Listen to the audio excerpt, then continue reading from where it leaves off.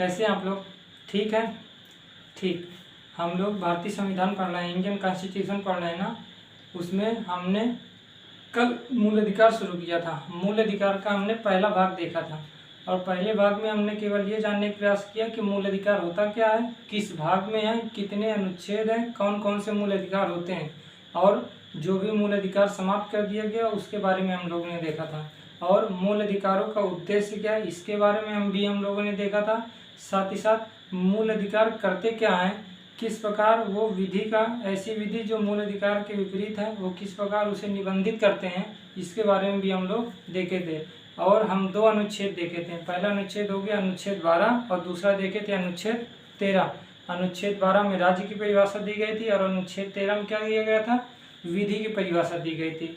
अनुच्छेद 12 में राज्य की परिभाषा जब दी गई थी तो उसमें बताया गया था कि संघ सरकार है, संघ सरकार के साथ साथ जो वहाँ की संसद है और साथ ही साथ राज्य सरकार है, यहाँ विधानमंडल है और स्थानीय प्रशासन जो नगर पालिका पंचायत ये सभी होते हैं, इसमें भी ये भी शामिल। साथ ही साथ ऐसी संस्थाएं जो राज्य से वित्तीय सहायता प्राप्त करते हैं या उनके प्राधिकारी द्वारा या अधिकारियों द्वारा क्या हुआ या उसका संचालन किया जाता है, तो वो भी सारी संस्थाएं किसके अंतर्गत आएंगी, राज्य के अंतर्गत। ये सुप्रीम कोर्ट ने लास्ट वाला पॉइंट बोला था। इसके बाद हमने राज्य की परिभाषा में इतना देखा था। इसके बाद हमने विधि की परिभाषा बताएं। विधि में कौन कौन शामिल है, या तो पूर्व संवैधानिक विधियां जो संविधान बनने से पूर्व लागू थी, जिसे बाद में क्या कर दिया गया, संविधान में लागू किया गया, उसको देखे थे हमने 13 फर्स्ट में।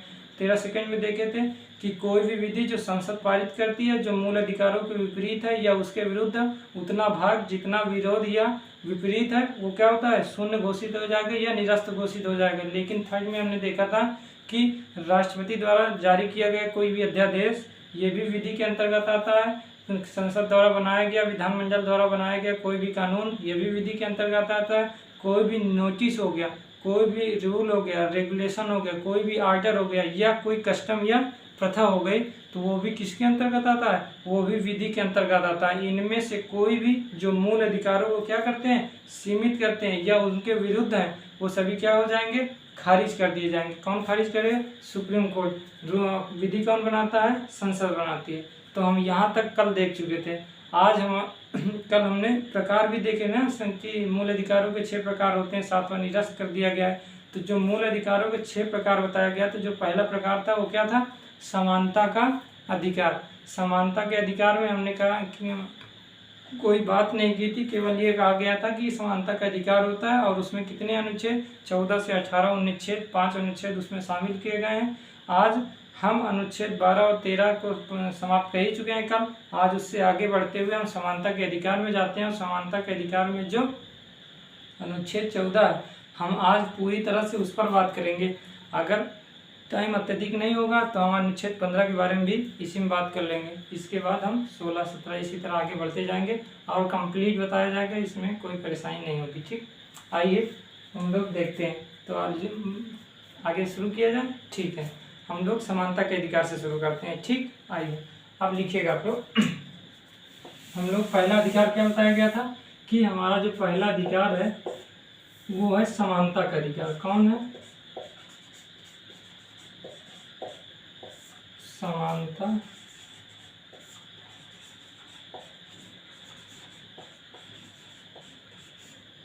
समानता का अधिकार है। इसमें कितने अनुच्छेद बताए गए थे, अनुच्छेद 14 से लेकर हमारा 18 तक, 14 से 18 तक इसमें 5 अनुच्छेद शामिल हैं। 14 को भी शामिल किया गया इसी में, तो 5 अनुच्छेद इसमें क्या है, समानता के अधिकार। समानता के अधिकार से समानता का मतलब ये समझ में आ रहा है कि सभी लोग को साथ समान व्यवहार किया जाएगा या सभी लोग के साथ समान एक जैसी विधि होगी जिसके साथ समान व्यवहार किया जाएगा, ये व्यवस्था होता है समानता का अधिकार। तो इसमें हम सबसे पहला पढ़ेंगे अनुच्छेद 14, फिर इसके बाद 15, 16 इस तरह आगे पढ़ते हुए। तो अनुच्छेद 14 पढ़ते हैं। अनुच्छेद 14, अनुच्छेद 14 में क्या कहा गया है, अनुच्छेद 14 में यह व्यवस्था की गई है कि कोई भी व्यक्ति के साथ किसी भी व्यक्ति, कोई भी व्यक्ति या राज्य, ये समानता राज्य के खिलाफ, राज्य की परिभाषा, अब जब भी राज्य बोला जाएगा तो आप लोग अनुच्छेद 12 को याद करेंगे। जैसे ही राज्य आएगा इसका मतलब अनुच्छेद 12 से बात हो रही है, ठीक है, इसलिए पहले ही बता दिया गया। तो अनुच्छेद 14 क्या हो गया, राज्य के विरुद्ध प्राप्त है। राज्य के विरुद्ध का मतलब ये जो भी अधिकार दिया गया है, व्यक्तियों को जो अधिकार दिया गया वो किसके विरुद्ध है, ये अनुच्छेद जो बात करता है वो राज्य के विरुद्ध बात करता है। यदि कोई परिस्थिति होगी तो राज्य पर क्या होगा, आरोप लगेगा। जो भी अगर इसके विरुद्ध कोई भी विधि आएगी तो वो क्या होगा, राज्य पर आरोप लगेगा। सुप्रीम कोर्ट जाया जाएगा तो किस पर आरोप लगेगा, राज्य पर आरोप लगेगा। और राज्य का मतलब अनुच्छेद 12 की बात हो रही है, ठीक है, उसके अंतर्गत जो भी शामिल है, संघ सरकार, राज्य सरकार, ये सभी शामिल, ठीक है, ठीक। तो अनुच्छेद 14 में क्या कहा गया है, किसी भी व्यक्ति के साथ, राज्य किसी भी व्यक्ति के साथ विधि के समक्ष समानता एवं विधि के समक्ष समान संरक्षण देगा। क्या कहा गया है, व्यक्तियों का, राज्य द्वारा या व्यक्तियों का, राज्य द्वारा व्यक्तियों का क्या होगा, विधि के समक्ष समानता होगी और क्या होगा, विधि के समक्ष समान संरक्षण किया जाएगा। दो शब्द किया गया, विधि के समक्ष समानता हो गया और विधि के समक्ष समान संरक्षण। इसमें दो बातों की स्पष्टता की गई है। कौन कौन से हैं आप लोग लिखेंगे, क्या लिखेंगे, देखिए, विधि के समक्ष, विधि के समक्ष समता का मतलब ये होता है समानता, और क्या हो गया, विधि के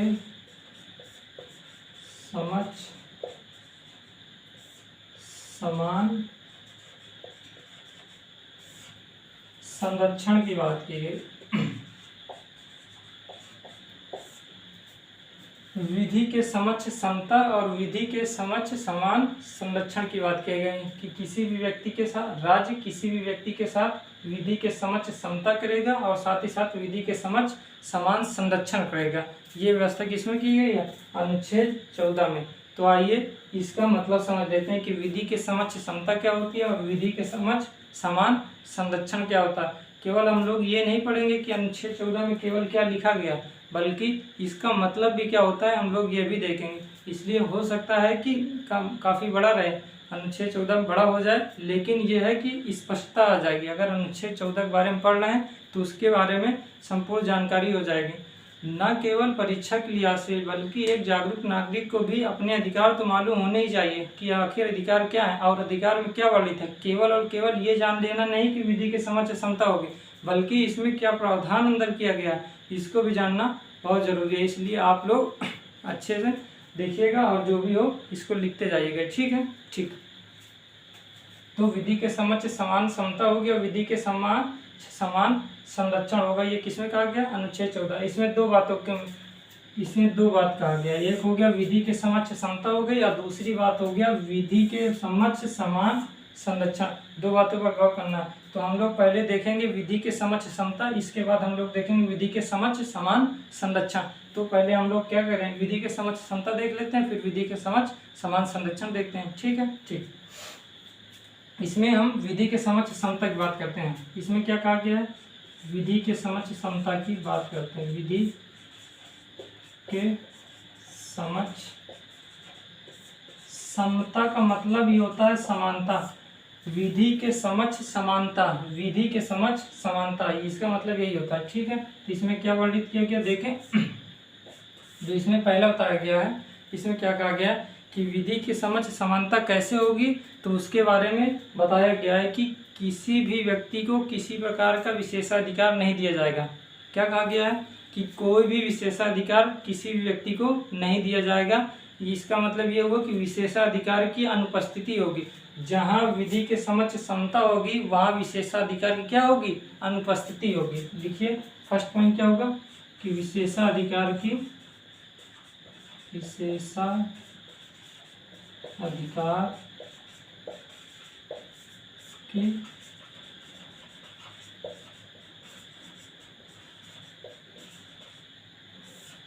विशेषाधिकार की क्या होगी, अनुपस्थिति। इसका मतलब किसी भी प्रकार का कोई विशेषाधिकार किसी को नहीं दिया जाएगा।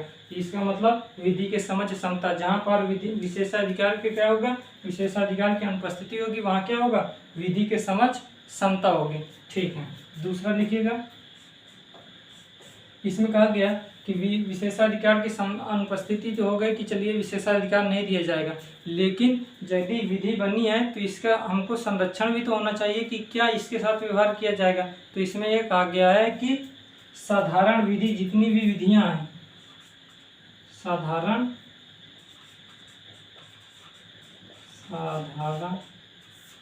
विधियों से समान व्यवहार किया जाएगा, से समान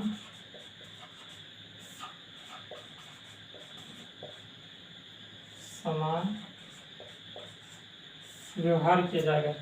जितनी भी साधारण विधियां बनी है उसके अंतर्गत क्या होगा, समान व्यवहार किया जाएगा। ऐसा नहीं है कि किसी के साथ अलग व्यवहार बर्ताव करने लगे, किसी के साथ दूसरा बर्ताव करने लगे। इसलिए क्या होगा, साधारण विधियों से समान व्यवहार किया जाएगा। इसमें एक अंतर्गत क्या हो गया।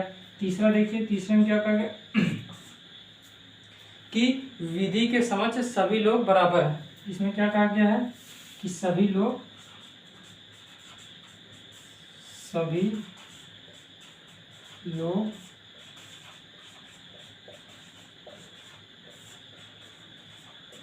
बराबर है।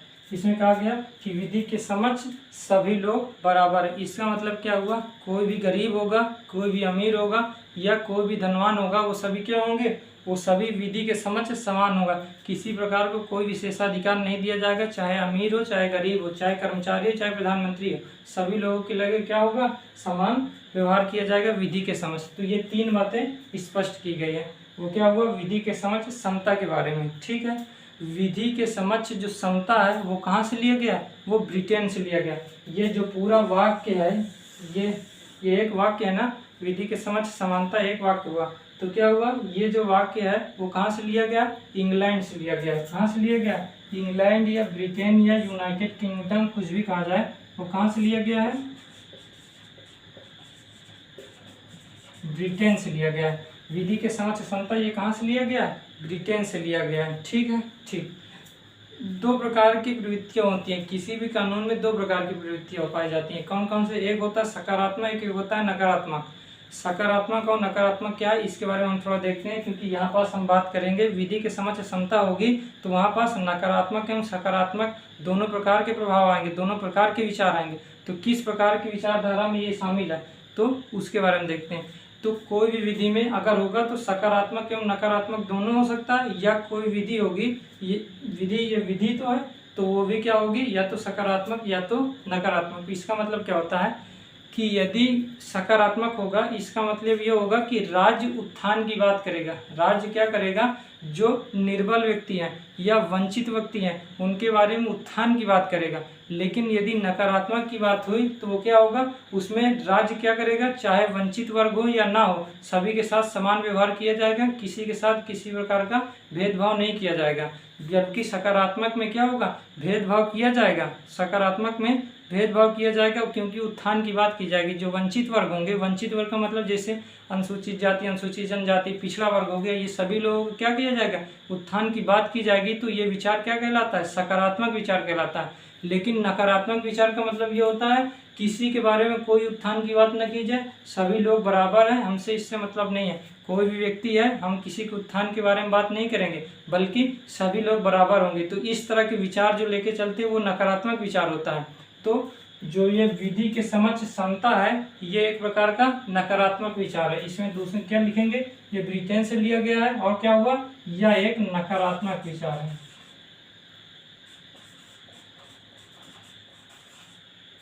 नकारात्मक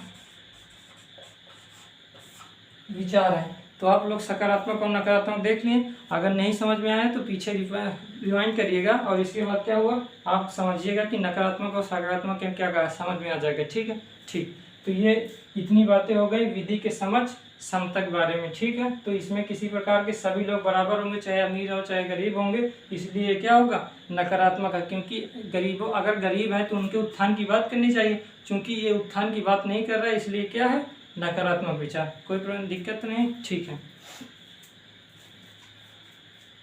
अब कर दें, ठीक।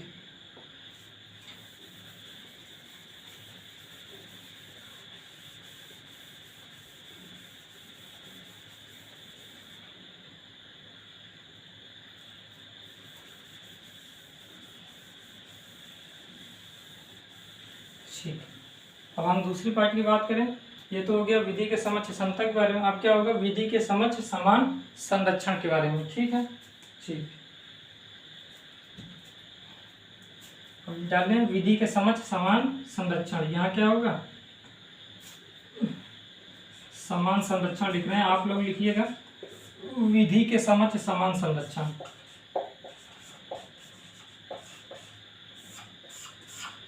विधि के समक्ष समान, ये क्या हो गया, समान संरक्षण। ठीक है, विधि के समक्ष समान संरक्षण, इसमें क्या शामिल किया गया देखें। ठीक, इसमें जो हमारा पहला पॉइंट है वो क्या होगा, समान संरक्षण में देखिएगा विधि के समक्ष समान संरक्षण कि इसमें क्या होगा, जो विधि के समक्ष समान संरक्षण का मतलब कि जो राज्य होगा वो राज्य कुछ लोगों को क्या कर देगा, विशेषाधिकार दे देगा। क्या होगा कि जो राज्य होगा वंचित वर्गों के उत्थान के लिए क्या करेगा, कुछ प्रयास करेगा और कुछ लोग क्या कर देगा, विशेषाधिकार दे देगा। तो इसमें क्या सम्मिलित किया गया, पहला कि जिन लोगों को विशेषाधिकार प्राप्त है और जिन लोगों को फर्स्ट पॉइंट में लिखिएगा कि इसमें जिन लोगों को विशेषाधिकार प्राप्त है और जिनको विशेषाधिकार नहीं प्राप्त है, दोनों समान कार्य के लिए समान व्यवहार किया जाएगा। यदि कोई व्यक्ति, मान लीजिए कि एक अनुसूचित जनजाति का व्यक्ति है और दूसरा है एक जनरल कास्ट का कोई व्यक्ति है, दोनों के साथ क्या होगा, चूंकि ये वंचित वर्ग है अनुसूचित जनजाति का, इसलिए इनके उत्थान के लिए कुछ इनको विशेषाधिकार दे दिया जाएगा। लेकिन जो दूसरा व्यक्ति है, जो जनरल कास्ट का है, ये जो दूसरा व्यक्ति है, इसके उत्थान के लिए कोई बात ही नहीं हुई। तो ये जो दोनों व्यक्तियों में अगर समान कार्य किए, समान का मतलब समान अपराध, मान लिए किसी की हत्या कर दिए हैं, ये व्यक्ति भी और ये व्यक्ति भी किए हैं, दोनों लोग हत्या कर दिए हैं, तो ऐसे कार्य के लिए उनके साथ समान व्यवहार किया जाएगा। मतलब जितनी दंड इसको दिया जाएगा उतना दंड किसको दिया जाएगा, इस व्यक्ति को। तो इसमें विशेषाधिकार नहीं दिया गया, इस तरह की चीज़ों में विशेषाधिकार नहीं दिया गया, विशेषाधिकार उनके उत्थान के लिए दिया गया। केवल यहाँ बताने का पर्पस ये था कि केवल और केवल इनमें क्या होगा, जो विशेषाधिकार दिया गया वो केवल उत्थान के लिए। तो क्या होगा, फर्स्ट पॉइंट में क्या लिखेंगे, फर्स्ट पॉइंट में लिखेंगे विशेषाधिकार प्राप्त व्यक्ति और जो विशेषाधिकार नहीं प्राप्त व्यक्ति समान कार्यों के लिए समान व्यवहार किया जाएगा। ये फर्स्ट पॉइंट में लिखिएगा। ठीक है, ठीक, इसका जो सेकंड पॉइंट है वो क्या है, और इसका जो थर्ड पॉइंट है उसको देखते हैं।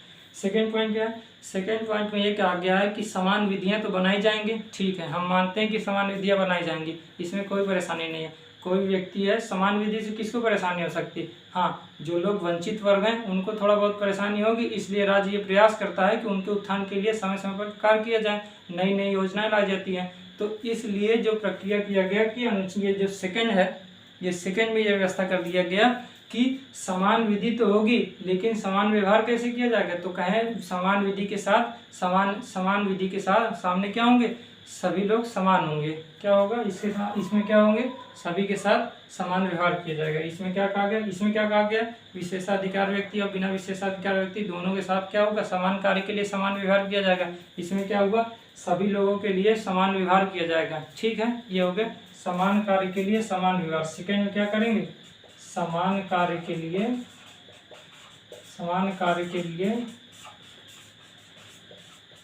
समान व्यवहार किया जाएगा,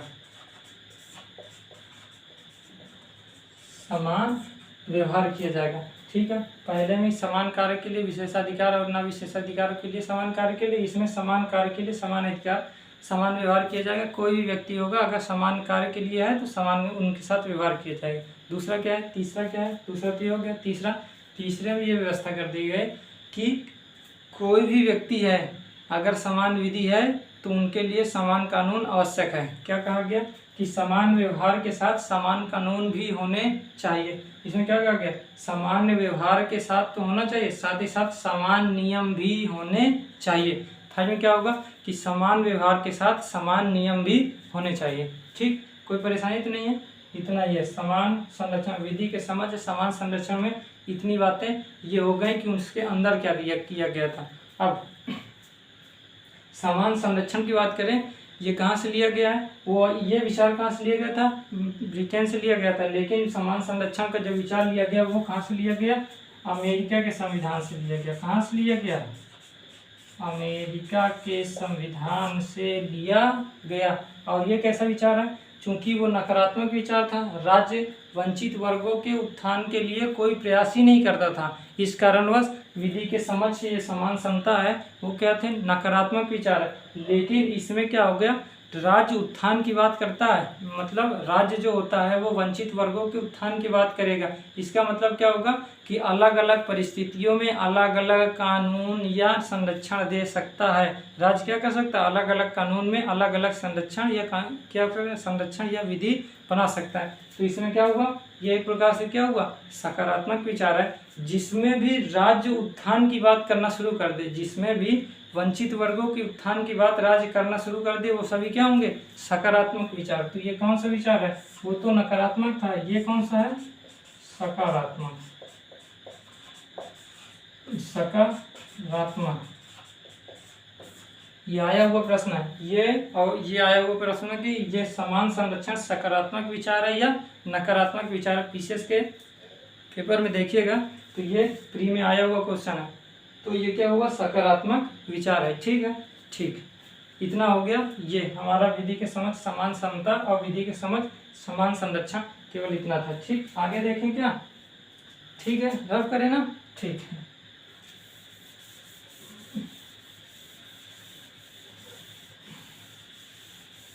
अच्छा, आप लोग के मन में एक प्रश्न उठ ही रहा होगा, शायद उठ रहा होगा, क्या उठ रहा होगा कि जब विशेषाधिकार देना ही है तो विधि के समक्ष समता की बात क्यों कर दी गई। आप लोग के मन में ये प्रश्न उठता अवश्य होगा कि पहले में तो कह दिया गया कि विधि के समक्ष समता होगी।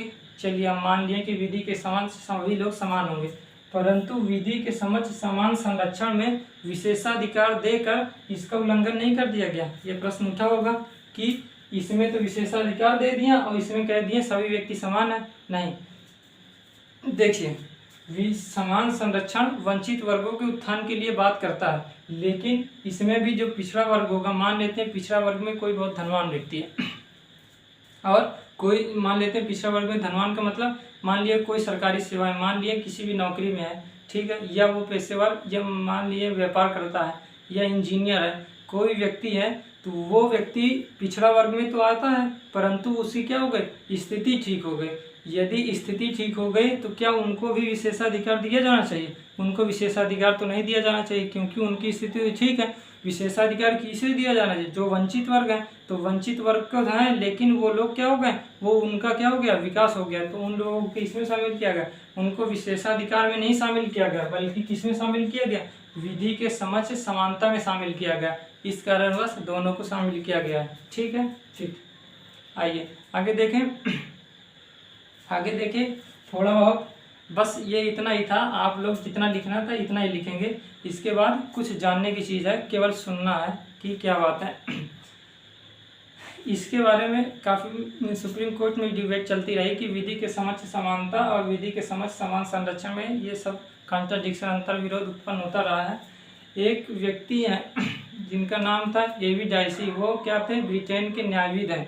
तो उन्होंने क्या कहा था, उन्होंने कहा विधि के समक्ष जहाँ पास समानता समता होगी, विधि के समक्ष जहाँ समता होगी वहाँ पास 3 मूलभूत चीज़ें होनी चाहिए। कौन कौन सी, उन्होंने कहा सबसे पहले किसी व्यक्ति को तब दंडित किया जाएगा जब कोई विधि का उल्लंघन होगा। इसे लिखना नहीं, केवल सुनना। एवी डाइसी क्या थे, इंग्लैंड के क्या थे, न्यायविद थे। उन्होंने क्या कहा, विधि के समक्ष समता का मतलब ये होता है कि कोई भी व्यक्ति, चाहे कोई भी व्यक्ति हो, किसी भी कास्ट का हो, कोई व्यक्ति क्या होगा, तब तक दंडित नहीं किया जाएगा जब तक कोई विधि का उल्लंघन नहीं कर ले। इसका मतलब किसी विधि के उल्लंघन करने पर ही दंडित किया जाएगा। ये फर्स्ट पॉइंट उन्होंने बोला। दूसरा क्या कहें, दूसरा उन्होंने ये कहा कि सभी व्यक्ति, जो हमने इसमें देख चुका है कि सभी व्यक्ति बराबर है, चाहे कर्मचारी से लेकर विधि के समक्ष सभी लोग क्या होंगे, बराबर होंगे। कर्मचारी से लेकर प्रधानमंत्री तक, नीचे से ऊपर तक कोई भी व्यक्ति है वो सभी लोग क्या होंगे, विधि के समक्ष समान रूप से होंगे, इसमें कोई परेशानी नहीं है। ठीक, ठीक है। इसके बाद क्या हुआ, तीसरा क्या कहा गया है कि वहाँ की जो बात कही गई कि तीसरा व्यवस्था में ये किया गया है कि संविधान क्या हो गया, व्यक्तिगत अधिकारों का स्रोत है। ये उन्होंने कहा कि संविधान क्या है, व्यक्तिगत अधिकारों का स्रोत है, ना कि व्यक्ति संविधान को अधिकार नहीं दिए बल्कि संविधान व्यक्ति को अधिकार दिए, ये तीसरा कहा गया है। तो तीसरा भाग हमारे भारत में लागू नहीं होता है, लेकिन दोनों भाग लागू हैं, क्योंकि संविधान ने हमें अधिकार दिया है, हम संविधान को अधिकार नहीं दिए हैं। संविधान ने हमें ये मूल अधिकार दिए हैं, ना कि हम मूल अधिकार संविधान ने नहीं दिए। संविधान निर्माताओं ने जो लिखा वो तो लिखा, उसके बाद हम क्या कोई व्यक्ति समय समय पर क्या मूल अधिकार देते, संविधान को कुछ अधिकार दे देता है? ऐसा तो नहीं है। नहीं, संविधान हमको क्या करता है, मूल अधिकार देता है। तो उनकी संकल्पना जो तीसरी थी वो भारत पर लागू नहीं होती, लेकिन दोनों लागू होती हैं। ठीक है। एक विवाद में सुप्रीम कोर्ट ने कहा, एक विवाद हुआ था, उसमें सुप्रीम कोर्ट ने ये स्पष्ट रूप से कह दिया कि अनुच्छेद 14 को हम संविधान संशोधन द्वारा भी नहीं परिवर्तित किया जा सकता है। इसका मतलब संविधान संशोधन द्वारा अनुच्छेद 14 को भंग नहीं किया जा सकता है, और किसी में भी प्रतिबंध लगाया जा सकता है, लेकिन इसमें क्या हो गया, अनुच्छेद 14 में किसी प्रकार का कोई प्रतिबंध नहीं लगाया जा सकता। साथ ही साथ इसमें ना तो इसको संविधान संशोधन के द्वारा बदला जा सकता है, क्योंकि संविधान संशोधन द्वारा मूल अधिकार को बदला जा सकता है, परंतु सुप्रीम कोर्ट ने कहा कि अनुच्छेद 14 संविधान संशोधन द्वारा भी नहीं बदला जा सकता। ठीक है, ये व्यवस्था की गई। इतना हो गया। तो इसमें भी कुछ अपवाद हैं, तो उसको देख लेते हैं, फिर आगे बात करते हैं। ठीक है, हम केवल एक अपवाद के बारे में बात करेंगे, इसके बाद और सारे बता दिए जाएंगे, केवल एक अपवाद लिखना है। ठीक है, ठीक। इसमें देखें क्या एक्सेप्शन क्या है, अनुच्छेद 14 का एक्सेप्शन देखिए क्या है, अपवाद।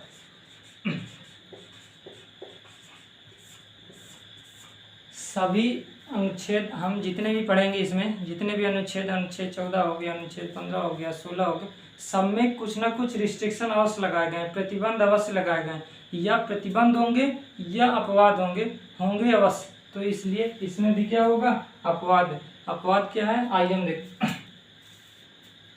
आप लोग को अनुच्छेद ज़्यादा याद नहीं करना है, केवल ये मालूम होना चाहिए अपवाद क्या है। अनुच्छेद आता नहीं है ये सभी चीज़। ठीक है, अनुच्छेद 361 में क्या कहा गया है, अनुच्छेद 361 में यह व्यवस्था की गई है 361 में कि राज्यपाल और राष्ट्रपति को विशेषाधिकार दिया गया है। अगर राष्ट्रपति और राज्यपाल के विशेषाधिकार की बात होगी वो तो कौन से अनुच्छेद में होगा, अनुच्छेद 361 में। 360 में तो आप लोग पढ़े होंगे, वित्तीय बात अवश्य सुने अवश्य होंगे, पढ़े ना हो लेकिन सुने होंगे। हम लोग पढ़ेंगे साथ साथ हम पढ़ाएंगे भी, आप पढ़ेंगे भी, कोई दिक्कत नहीं है। तो अनुच्छेद 361 में क्या हुआ, अनुच्छेद 361 में राष्ट्रपति एवं राज्यपाल के विशेषाधिकार है। किसके बारे में, राष्ट्रपति एवं राज्यपाल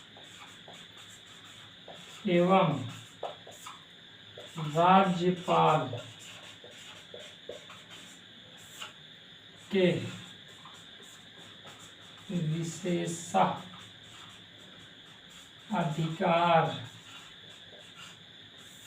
विशेषाधिकार के बारे में बताया गया है।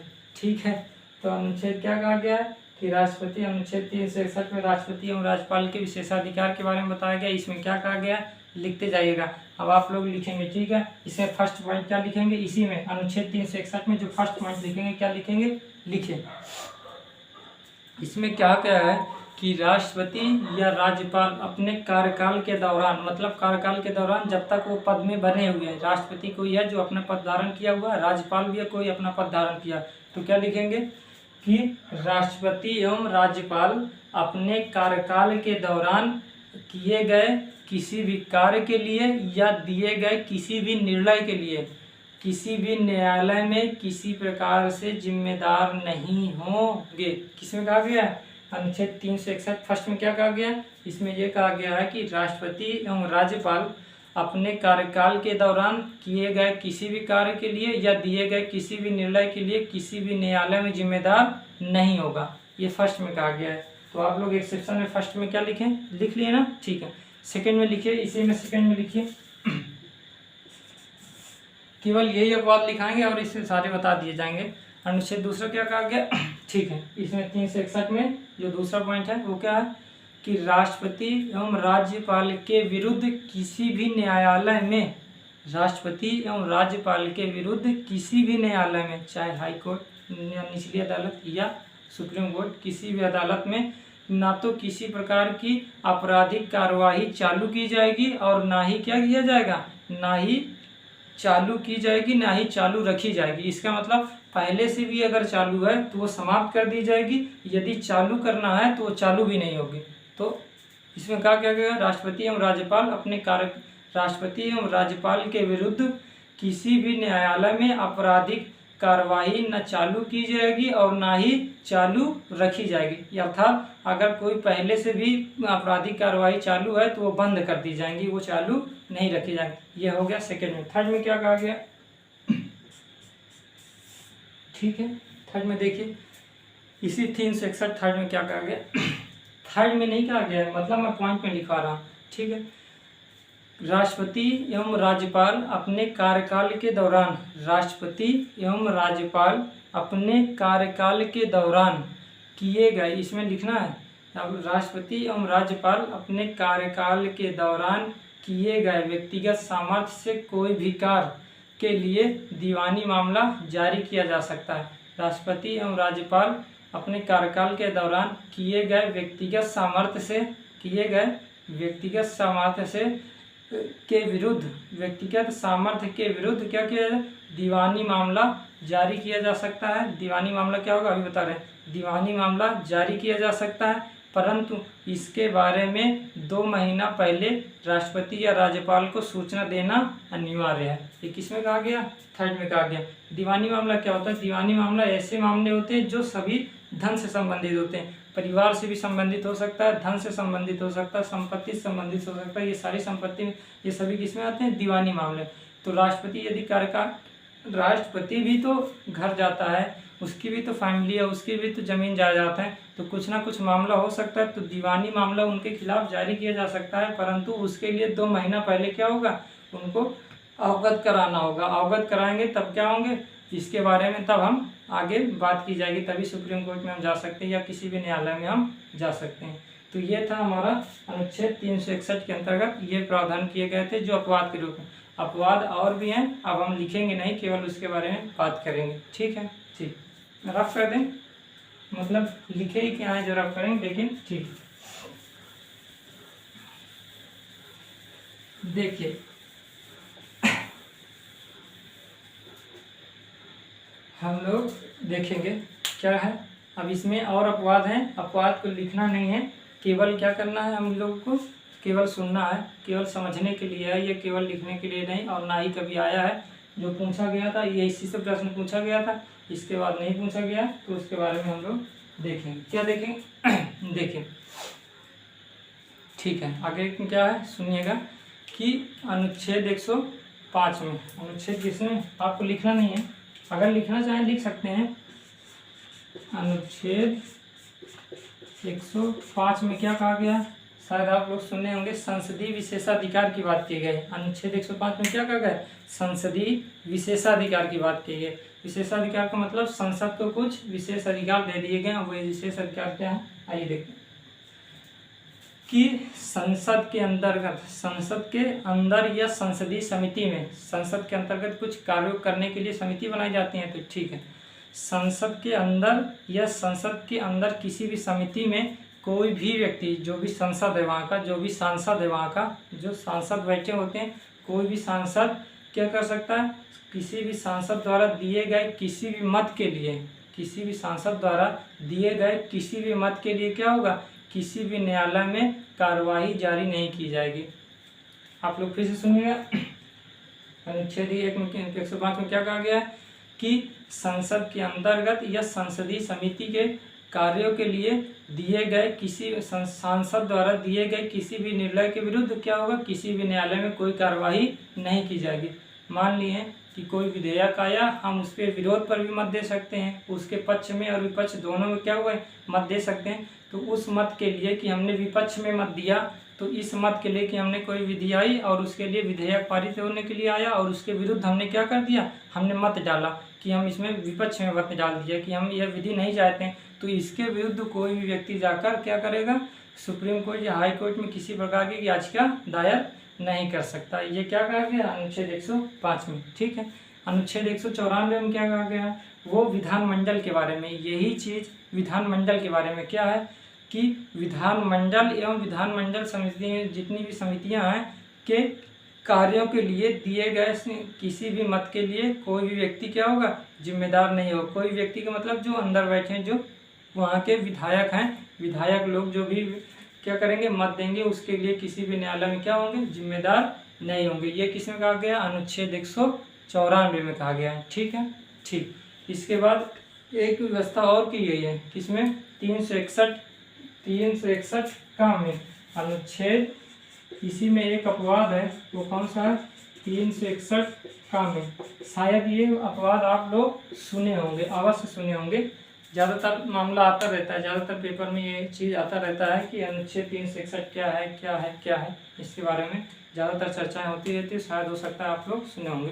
क्या है कि कोई भी व्यक्ति संसद के किसी भी सदन में या दोनों सदन में जो लाइव जो दिखाया जाता है, जो व्यक्ति, कोई भी व्यक्ति, इसमें फिर से लिखिए, सॉरी, इसमें क्या हो गया, अनुच्छेद 361 में कहा गया कि कोई भी व्यक्ति संसद के दोनों सदनों में से किसी भी सदन में क्या हो सकता है, लाइव प्रोसेसिंग कर सकता है। कि इसका मतलब या तो टेलीविज़न में दिखा सकता है लाइव, या तो रेडियो में दिखा सकता है, या किसी अन्य माध्यम से क्या कर सकता है, लाइव दिखा सकता है। इसके लिए किसी भी न्यायालय में किसी प्रकार से कोई याचिका दायर नहीं की जाएगी कि कोई व्यक्ति लाइव दिखा रहा है, तो इसके लिए किसी भी न्यायालय में क्या किया जाएगा, कोई भी याचिका दायर नहीं की जाएगी। ठीक है, ठीक। इसमें एक और अपवाद और है, एक अपवाद ये है, शायद इसे आप लोग लिख लीजिएगा, क्योंकि ये शायद हो सकता है पूछ ले, लेकिन पूछा नहीं गया कभी तक। लेकिन इसमें एक अपवाद में ये है कि कोई भी विदेशी जो राजदूत भारत के अंतर्गत है, सॉरी, कोई भी विदेशी व्यक्ति जो राजदूत हैं, विदेश से राजदूत आते हैं, जैसे भारत के भी राजदूत हर ज़्यादातर जिसके संबंध अच्छे होते हैं देश के, वहाँ राजदूत भेजे जाते हैं। तो जितने भी भारत विदेशी राजदूत आए हैं, वो यदि कानून का उल्लंघन कर देंगे तो उनके विरुद्ध क्या होगा, विधि के समक्ष समान संरक्षण, जो विधि लागू है उसको किसी प्रकार से हम दंड नहीं दे सकते हैं। क्या करेंगे, दंड नहीं देंगे, परंतु उसे क्या कर देंगे, भारत से वापस जहाँ से आया है वहाँ भेज देंगे। इस प्रकार क्या होगा, उनको भी संरक्षण प्राप्त है। ठीक, ये हुआ हमारा अनुच्छेद 14। शायद हो सकता है आधा घंटा से ऊपर हो गया होगा, लेकिन अनुच्छेद 14 अब इससे बाहर कभी बाहर नहीं पूछा जाएगा। जितना भी था अनुच्छेद 14, जितना भी था वो पूरा बता दिया हूँ। भले ही लिखे नहीं होंगे, लेकिन जितना भी काम का था उसको लिखवा भी दिया गया है। अगर आपकी इच्छा हो तो लिख भी सकते हैं, कोई परेशानी नहीं है, लेकिन काम की चीज़ नहीं, केवल जानने की चीज़ थी, इसलिए बताया गया है। ठीक है, तो आगे कल अनुच्छेद 15 पढ़ेंगे। अनुच्छेद 15 में शायद हो सकता है कि मैं 2 क्लास लूँ, अनुच्छेद 15 को समझाने के लिए, और एक के साथ साथ उसमें जो आरक्षण लागू किए गए हैं उसमें 2 से 3 क्लास भी हो सकती हैं। इसी प्रकार अनुच्छेद 16 में भी 2 से 3 क्लास हो सकती हैं। तो आप लोग परेशान रहिए, क्योंकि जो आरक्षण दिया गया वह अनुच्छेद 15 और 16 से ही संबंधित है। तो आरक्षण को जानना तो बहुत ज़रूरी है, इसलिए अनुच्छेद 15 और 16 को हो सकता है कि 5-6 वीडियो लग सकते हैं, कि मतलब अनुच्छेद 15 में 3 वीडियो, अनुच्छेद 16 में भी 3 वीडियो, 3 या 4 वीडियो जो भी होंगे, लेकिन कंप्लीट बताया जाएगा। इसमें कोई परेशानी नहीं होगी कि आप उस अनुच्छेद के बारे में पूरा जान जाएंगे, इसमें कोई परेशानी नहीं होगी। आप लोग ये है कि एक बार अनुच्छेद अगर पढ़ लेंगे तो वो हमेशा के लिए हो जाएगा, फिर कहीं से पढ़ने की ज़रूरत नहीं पड़ेगी। तो आप लोग इसमें जितना बताया गया लिखिएगा, कल मिलें। ठीक है, आप लोग अच्छे से लिख लीजिएगा। ठीक, ठीक है।